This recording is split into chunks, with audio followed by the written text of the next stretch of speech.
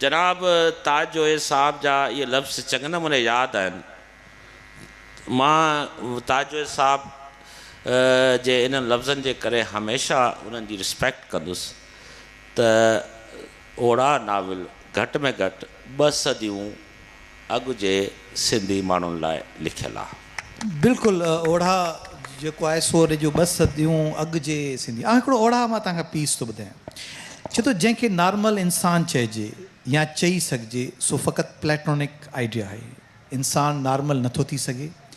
जंहिंखे आम तौर ते नॉर्मल चयो वेंदो आहे या जंहिंखे नॉर्मल क़बूल कयो वेंदो आहे सो फ़क़ति पंहिंजी एबनॉर्मलिटी लिकाइण में कामयाबु वियो आहे। ऐं जंहिंखे पेर में कंडो लॻल हुजे ऐं मंडकाए न हले तंहिंखे नॉर्मल सम्झणु एबनॉर्मलिटी आहे।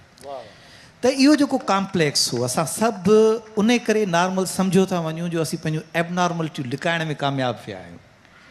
इहो हिन जे ओढ़ा जो हिकिड़ो आहे। ऐं उहो माण्हू आहे जेको इन इहे वेब में इन में फाथल आहे एबनॉर्मलिटी ऐं नॉर्मलिटी जे विच में। हिकिड़ी ख़ूबसूरत कोट ॿियो, जिस्मानी कोड़ वारनि जे लाइ लेप्रोसी सेंटर्स आहिनि, रूहानी कोड़ वारनि जे लाइ मंदर ऐं मस्जिदूं आहिनि, ऐं ज़हनी कोड़ वारनि जे लाइ मेंटल हॉस्पिटल आहिनि। ही 3 घर इंसान खे सॾीनि था। त तव्हांखे लेप्रोसी सेंटर्स बि सॾनि था, तव्हांखे मंदर मस्जिदूं बि सॾीनि थियूं, ऐं तव्हांखे मेंटल एसाइलम्स बि सॾीनि था।